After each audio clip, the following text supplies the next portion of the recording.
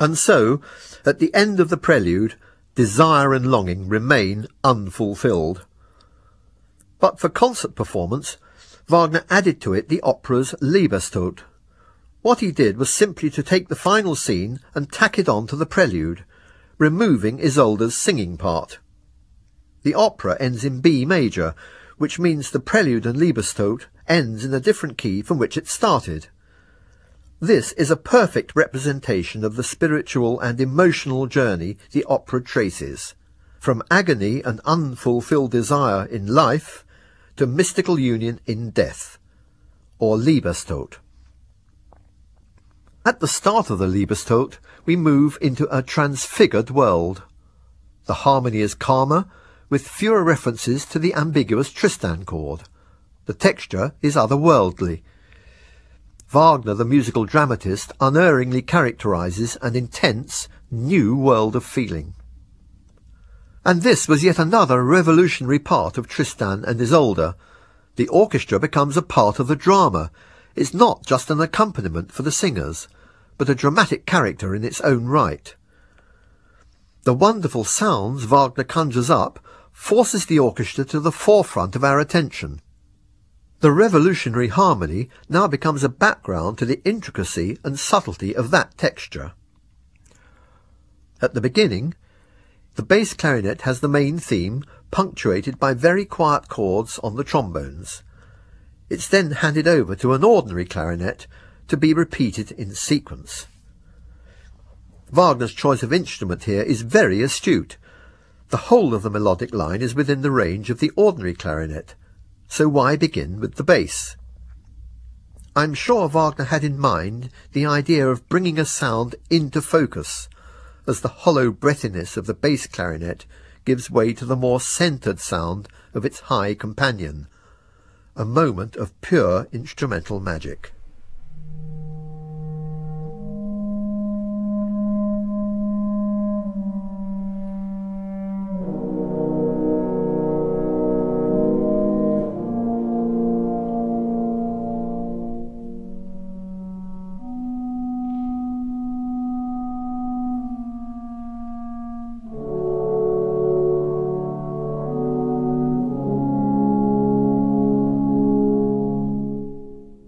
That melodic line and the chords are embedded in a texture of ghostly string tremolandos. The strings are divided into a large number of parts, another orchestral technique of immense influence for the future, adopted by countless composers.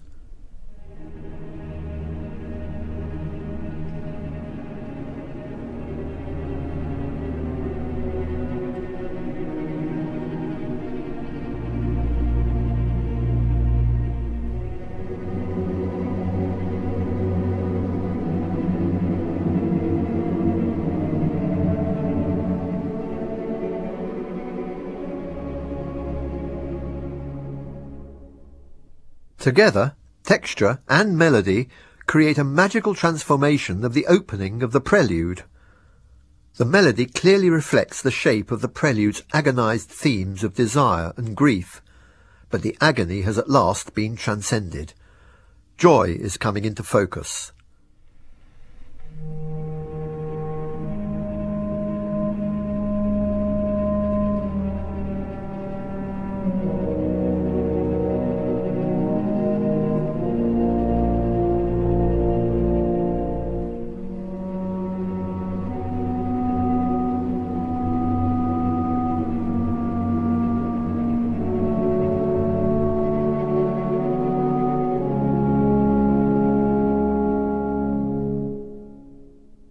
The melody reaches an inspirational peak, and there's a clear reference to the themes of desire and grief from the prelude, but they are subsumed now by what we can call the radiant Liebestod texture. Woodwind and horns provide a glowing harmonic background.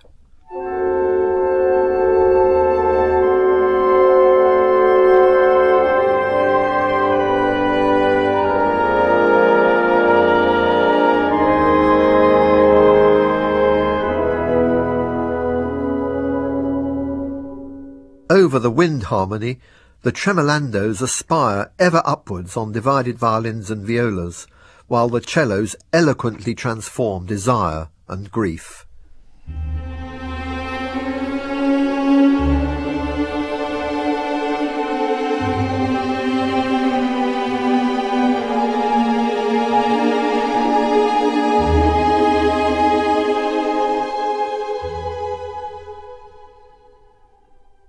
The combination of wind, horns and strings, with the harp's winging arpeggios, generates a truly transcendent spirituality.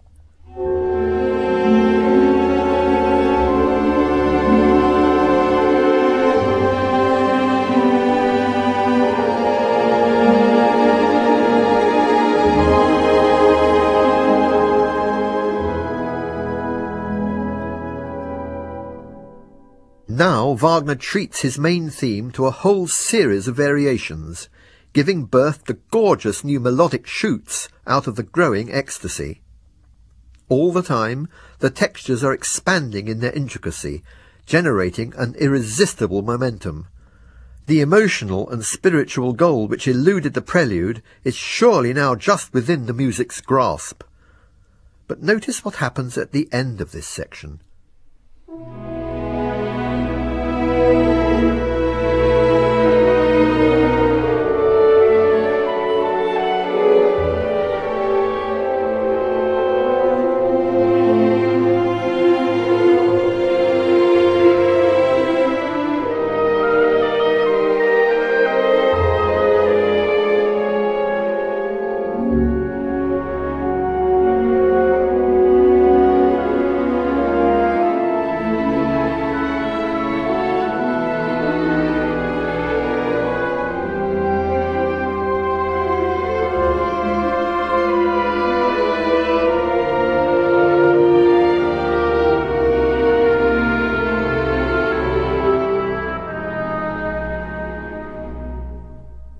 We've returned to the Tristan chord, but significantly, Wagner refuses to pick up on the implications of that chord, and he stays firmly in his ecstatic B major.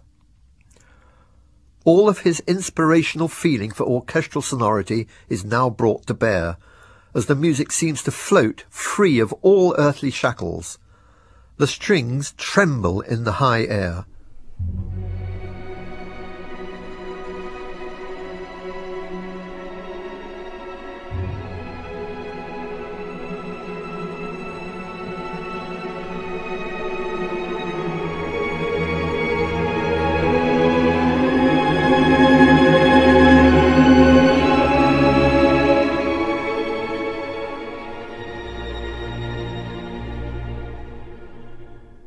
The wind and brass, for all their depth of sonority, no longer seem earthbound.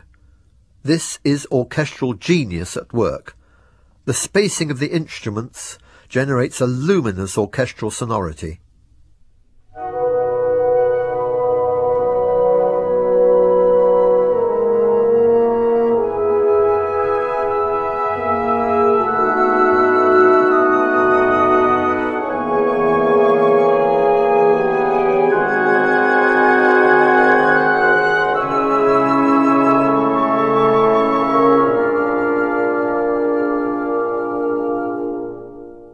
Binding those elements together is the increasingly elaborate figuration in the two harps.